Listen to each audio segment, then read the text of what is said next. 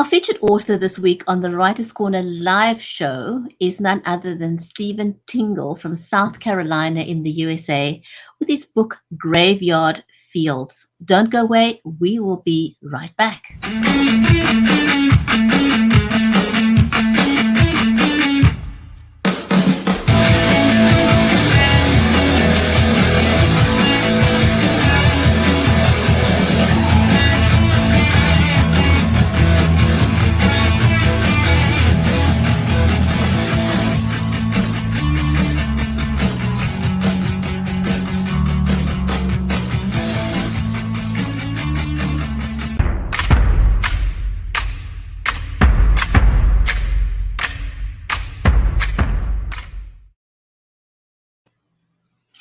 If you're just joining us, then welcome to the Writers' Corner live show. I'm your host, Brigitte Limbanda from Cape Town in South Africa, and our stream is made possible by Creative Edge, StreamYard, and BeLive Media. A special warm welcome to you, the audience, because this is an audience-centric show. So please, if you have any comments, questions for our author today, or if you're brand new and you've never watched the show before, we have been going for over 3 years. So let us know that you're new and we'd be happy to give you a shout out. We're going to be talking to our amazing author, Stephen Tingle, this week. But first, before we bring Stephen on, let me say a warm welcome to my friend and co-host, Mary Elizabeth Jackson. She is a special needs and disabilities advocate and also an award-winning author. She has launched the Poolicious children's book series and more recently 2 new books, Entrepreneurs and also Invisible No More, Invincible Forevermore, which is a collection of stories of 29 women who have shown amazing resilience. So with that, Mary, welcome to the show. Hi, how are you? So excited to be here this morning. It's evening where you are and morning where I am, and so we've got the day covered, don't we? We absolutely do. We absolutely do. And always good to see you. Thank you. It's so good to see you too. Yeah, and our amazing guest for today is Stephen Tingle. He's from South Carolina. He's a freelance writer, author, and journalist. In addition to having served as editor-at-large for Tempus, a luxury lifestyle publication for private owners, he contributes to a variety of both national and regional publications, including Robb Report, Modern Luxury, Town, Birmingham, and also Discovery, which is the Cathay Pacific in-flight magazine. Wow. Very cool. I know. We've never had anyone on who did what Stephen does. So we're so excited to have him here and talk about that part of the writing world, which is, not something that is always talked about. Absolutely. And then also, one of the scripts he wrote details the early history of the South Carolina textile industry. And that's going to air on PBS. But today we're going to be talking mostly about his debut novel, Graveyard Fields, which was published by Crooked Lane Books. So shall we invite him to join us?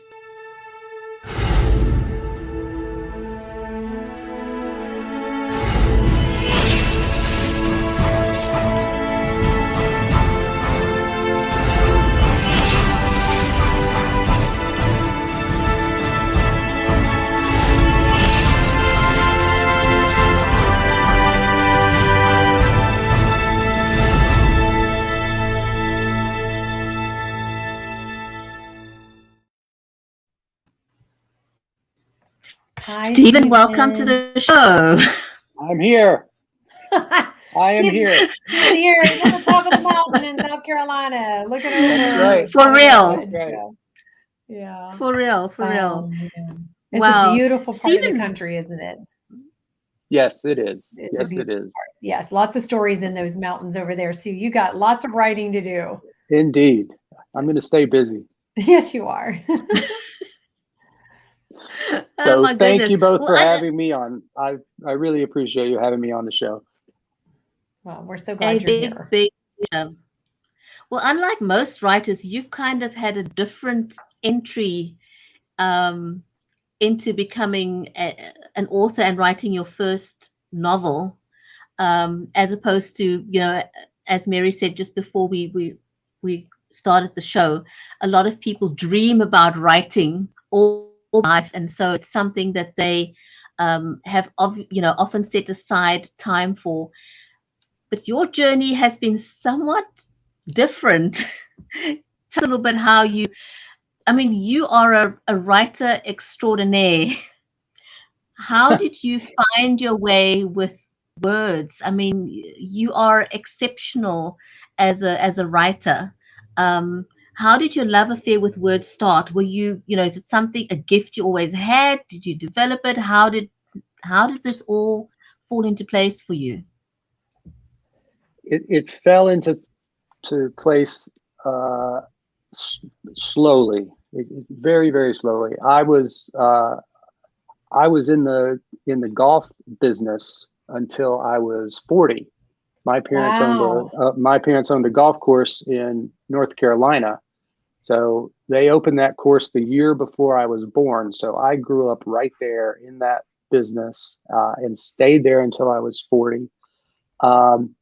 And growing up, I wasn't even a big reader. I did not enjoy reading until I was probably in my late 20s or early 30s. And then when I left the golf business, again, when I was 40, that was around 2008, I guess.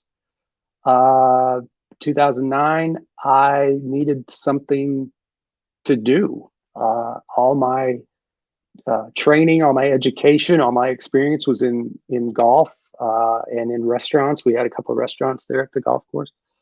And I wanted to just do something completely different. I wanted to do something creative. And, writing seemed like a really cool gig to me, but I didn't know anything about it. I really enjoyed long form journalism, like what Esquire was doing back in those days, and the New Yorker still does, and some other magazines. And I was so naive, I thought, well, I guess you just email these editors and tell them that you want to write stories for them, and they give you assignments and send you these huge checks, and this is how you do it. And no one responded to my emails, and I was really kind of distraught. But I kept working at it, and finally, I found a golf trade magazine that happened to have the magazine had been around for years, but there was a brand new editor-in-chief, and just based on my experience managing this golf course for many years, he said, I'll give you a shot to write a 600-word piece.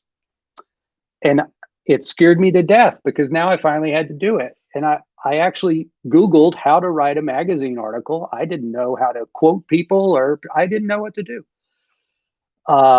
And somehow I cobbled it together and I sent it in, and he liked it and said, okay, here's your next one. And here's your next one.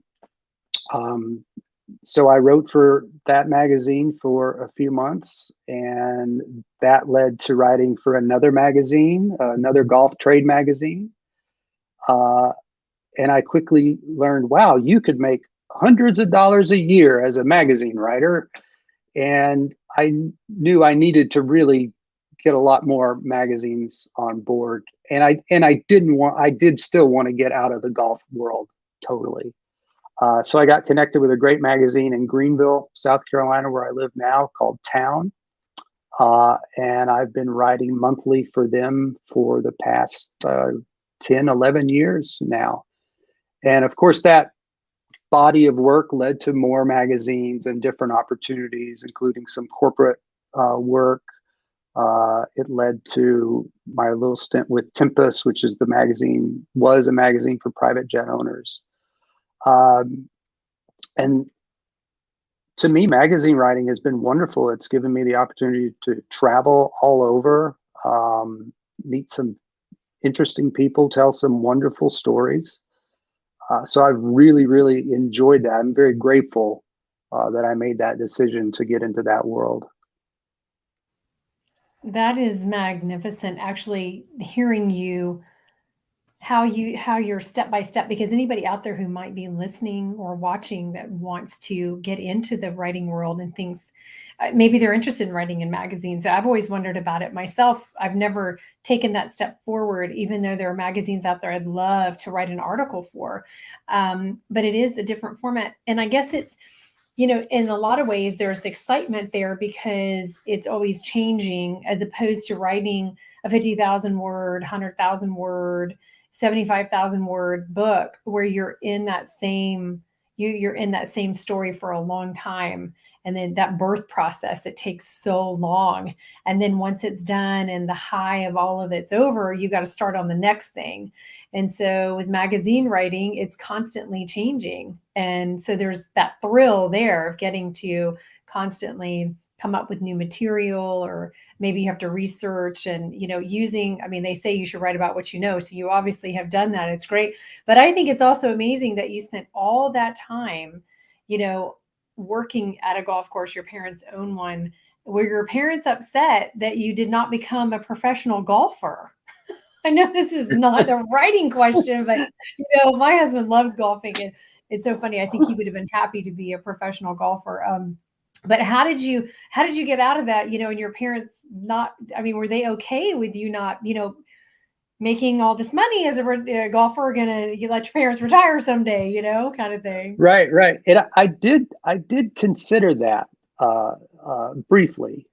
It's not something I really wanted. I was very interested in the management side of golf, and actually probably a little bit more interested in the two restaurants we had in that world. But there was a brief period I thought, if I could become a professional golfer, that would be something, and that could take me to a whole different level. But back then, I think it's changed now, but one of the first things you had to do then, after you applied, you had to take what's called a playability test, and you play 2 consecutive 18-hole rounds of golf, and you have to score under a certain number. And on the very first hole, I hit my first 3 drives out of bounds and had a 10 on the very first hole, which basically I was done after the first hole, right? And I had 35 to go, and it was already over for me. So I thought, you know what, the golf guides are saying, you know what, go back to the restaurant and go back to managing the course. This is not for you. So, and I'm glad it wasn't, actually. That is great. That's good that you found out early and didn't try. I'm glad. It was a blessing. Yeah. And so are your parents excited for your, I would imagine they're excited for yours, and you're older now, obviously, but they were probably excited for your success, because sometimes we make that choice to go out of the bounds of what's in our life, or what we're educated for, or anybody thinks we're even going to do with our life. And sometimes you fall flat on your face, so. Sure. And I think it's a little different going out when you are maybe in your, just turned 40 and maybe having a bit of a midlife crisis and really want to change gears into something else. But my father died in 2005, so I was still at the course when he was there, and then my mom and I kind of decided we wanted to sell the course and kind of do something different. Our hearts weren't in it after my father passed away. So that's at the time I left. My mom stayed there for several more years. She couldn't bring herself to sell it at any time the opportunity happened. She would just kind of back off at the last minute. It was a very emotional thing for her to do. She eventually did sell it, but she's just been giddy with what I've been doing, and has been very proud of the change. And she's somewhat creative herself, so there's a bit of jealousy in there too. I think that but she's certainly very proud of it, and it makes me very happy. And she's been a huge reader. She was a huge reader her whole life. especially detective fiction. That was her number one genre. She was not interested in romance or political thrillers. She wanted just hard-boiled detective fiction. So maybe somehow I got that from her, that love of that genre from her. That is wonderful. That is wonderful. I just want to give a huge big shout to Hamid. He's one of our viewers that's been watching us for a long time, and he's a little YouTuber. I think he's maybe 14 years old now, but doing great stuff over on YouTube. And he pops in every now and then to say hello, and he says to tell you that he loves golfing. Oh, good. That's great. That's nice of him to stop by. Yeah, that's awesome. Yes, I always love when I see him popping up in the comments. You know, that's what it's all about, just being able to engage with the viewers. Oh my goodness. He's a young entrepreneur. He's a young entrepreneur being on YouTube.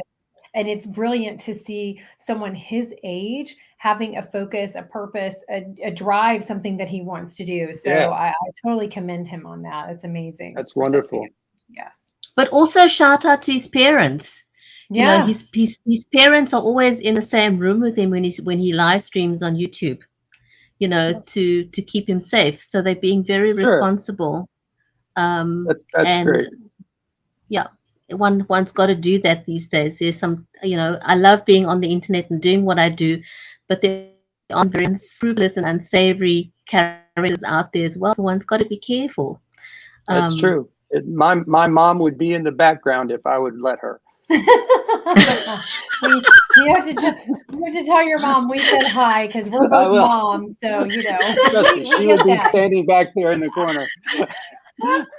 Arms crossed, watching everything. All right, next interview, you need to bring your mom on. So it'll be the Mom and Steven show. Oh my goodness. How has life changed for you since you've released your novel? You know, has it opened new doors for you? Are you planning to write another one? Was this kind of like just your entry into becoming an author? Or, you know, some people just want to get one book done and that's it, and that's you with that. Or is this something that you see yourself? I mean, you're brilliant at it. There's no two ways about it. But do you see yourself writing again? Yeah. Well, you know, it started really as an experiment a few years ago. After I'd been doing magazine work for about 6, maybe 7 years, I decided I was curious what it would be like to make something up, because as magazine writing is all nonfiction. I'm interviewing people, I'm telling their stories, and it takes a lot of work. You got to record these people, you got to transcribe the interviews, you got to get all the facts straight, you've got a certain word count that you have to hit, you've got a week, maybe 2 weeks to get this done before you move on to the next thing.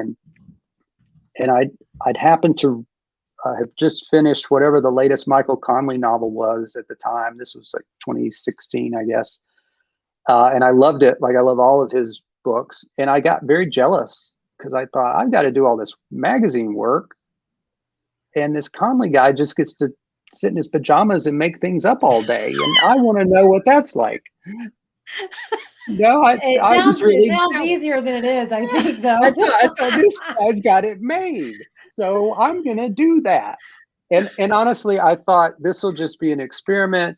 I'll write a few thousand words and realize this is really tough and give it up. And that's why I didn't really tell anybody what I was doing, because I didn't want anybody to ask me how it was coming, because I really didn't think it would ever be finished. But I found it to be a lot of fun, actually. And it was work, but it was fun and I enjoyed it. And after a few months, I had 40,000 words, which was about half of a novel. And I got really scared because I thought, is this worth anything? what I've done. I don't want to. It's been fun, but I don't want to put another 6, 8, 10 months in to finishing this if it's just going to rot in a drawer somewhere, or it's of no value to anybody. And a friend gave me the best piece of advice. She's a food writer in Charleston, and has written a couple of regional nonfiction books. She said, don't wait till you're finished to look for an editor or ask for help. Go to some of the books that you love that are on your shelf, look at the acknowledgments page, find some editors, and if the same name pops up a couple of times, see if you can connect with them. And that's what I did. And I found a great guy named Benjamin Leroy, who at that time was a freelance editor. And before that, he had his own publishing company that he ended up selling to Simon & Schuster. So he was the real deal, and he was kind enough to read the first, I guess, 30 pages. And he said, what do you want to know? I said, I want to know if I'm wasting my time. Should I keep going, or should I just give this up and go back to magazines? And he said, my advice is finish the damn book and then let me edit it. And that's what I did.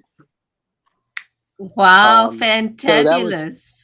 Yeah, it was, my friend gave me some great advice, and Ben was a great support sender for me, and was kind enough to send me an email once a week and say, stay on schedule, keep going, get this done, let's go, which I needed at that point. Yes, right. Yeah, you do as a writer, especially when you're in that deep. But you've given a couple of gold nuggets. So anyone out there writing, if you're not sure, whether you're sure or not, find an editor to give you some feedback.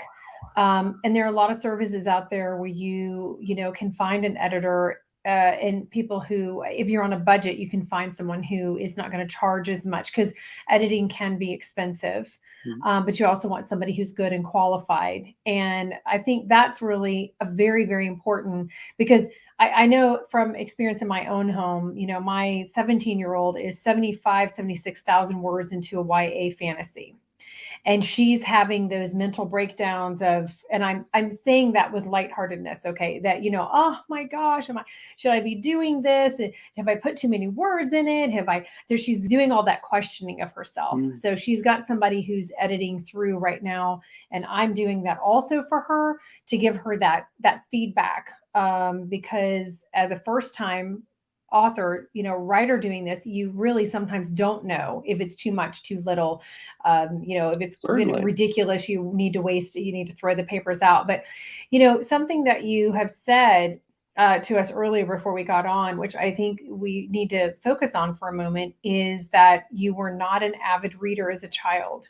You didn't like books. I know for boys, sometimes I think it seems like a lot of books are geared for the avid reader that is sometimes a girl, or it turns out to be more girls. I think boys sometimes, they want to do other things than read, because, reading requires sitting down and being calm and quiet.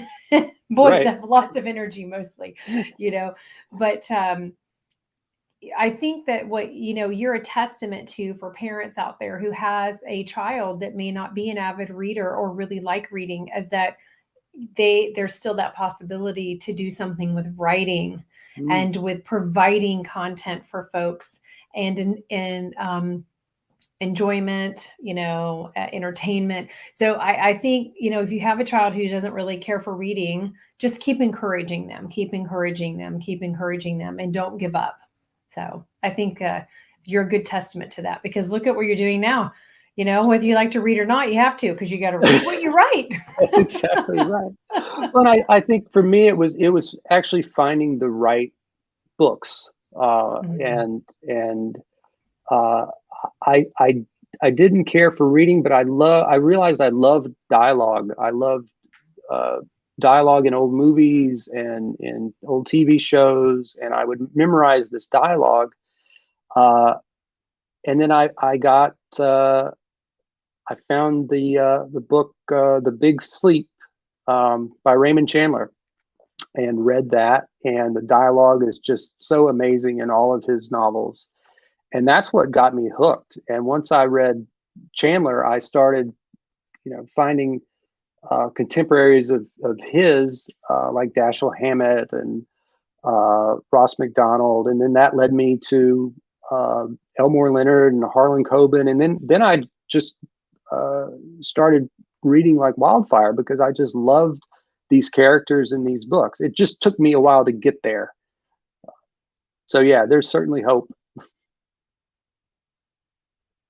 So Stephen, I'm always curious to know, how did you come up with the title? How did you decide on the title? Was that easy? Was it difficult?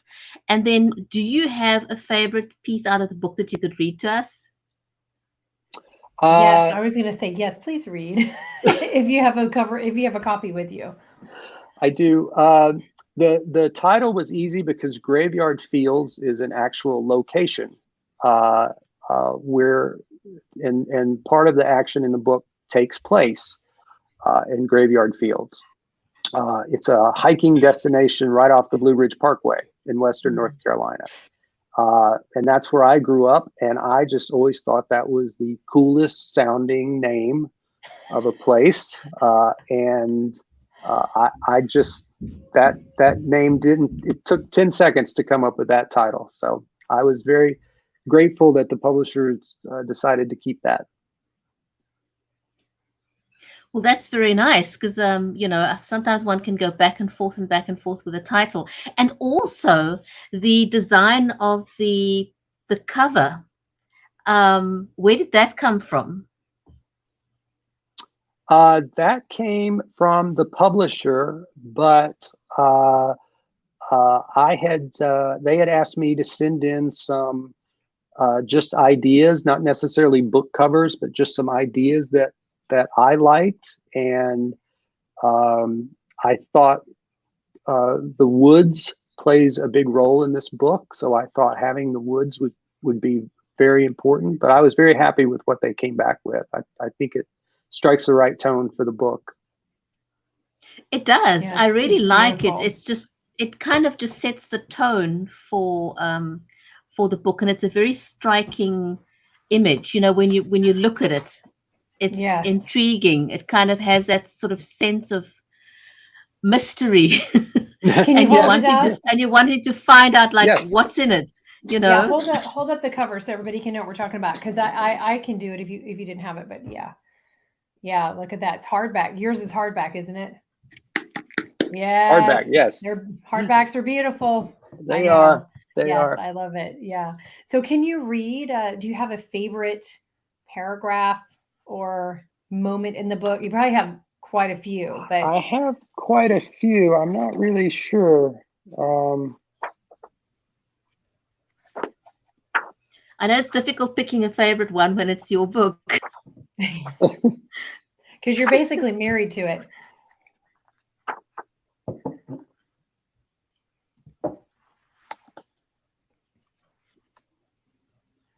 It's wonderful to have a hard copy of the book. Somehow the hard copy is different from the electronic versions. It's just never the same, being able to page through a book. Oh, it's just it's so nice to turn pages and feel the paper. Yeah, it's nice. And and especially so when your own words, right? It just has a very different feel to it.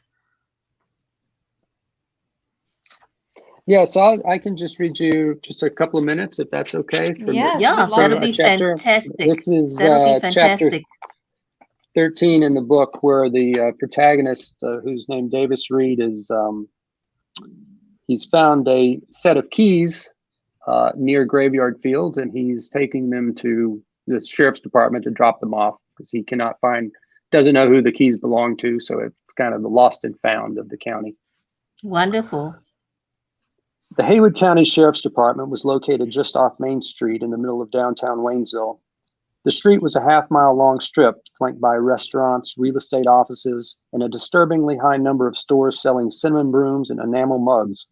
Waynesville was a tourist town, and proudly so, but it was mid-November and the sidewalks were practically empty.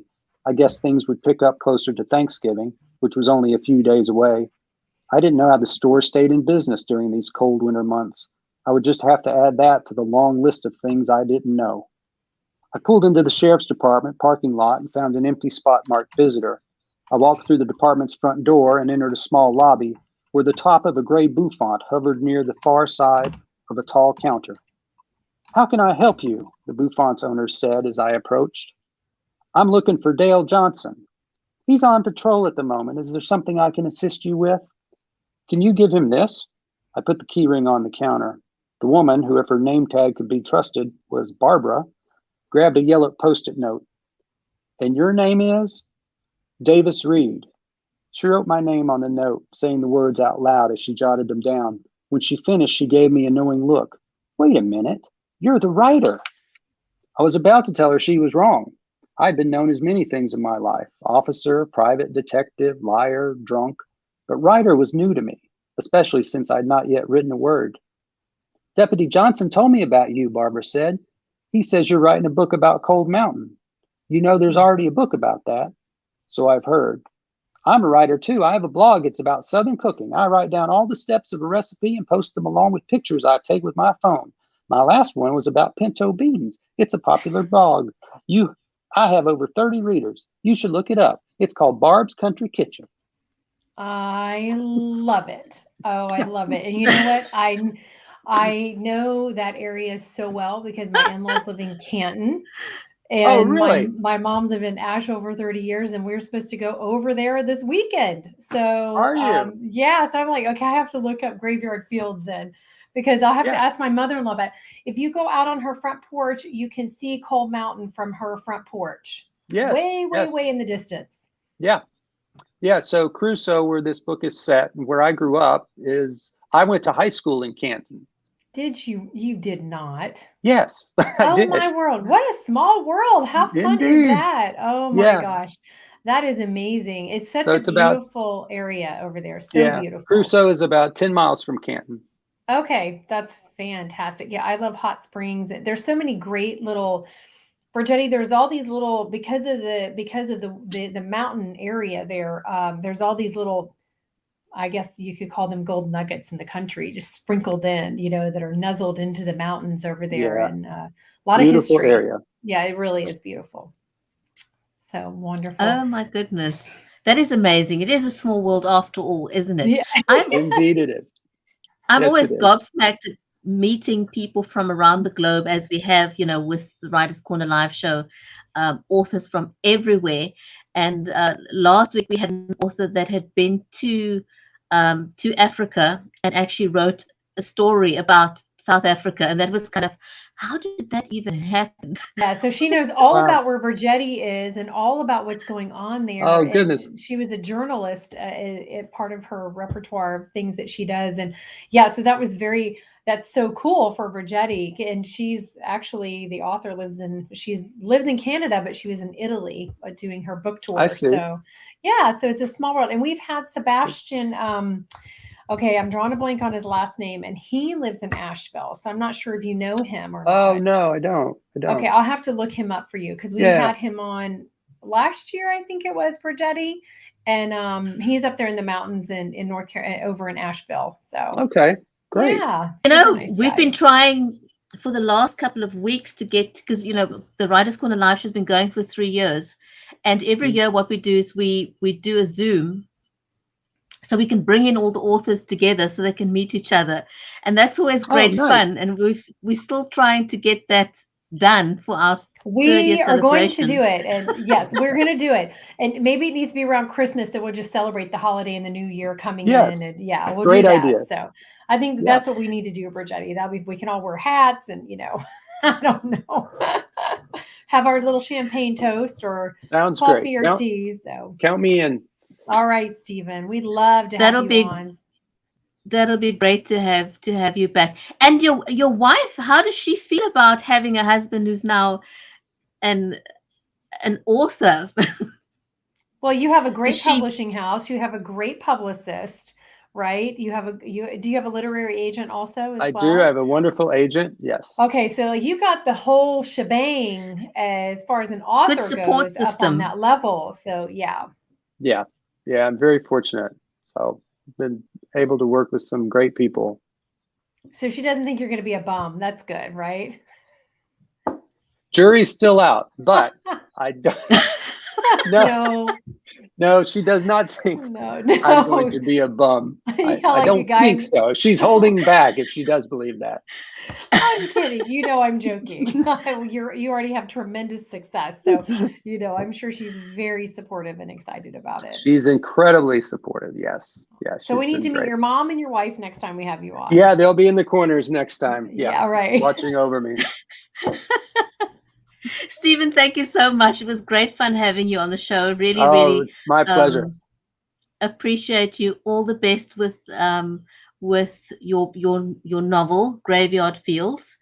And for anyone who's watching over on Amazon, Graveyard Fields is in the carousel, so you can simply go and pop it into the cart and get a copy of the book. Just like that. Just like that. Just like that. Go get it. Go get it. Buy copies for your friends. They're great Christmas gifts. Everything, right? Couldn't be easier. Yeah, just load that cart. That's right. Just keep hitting that button.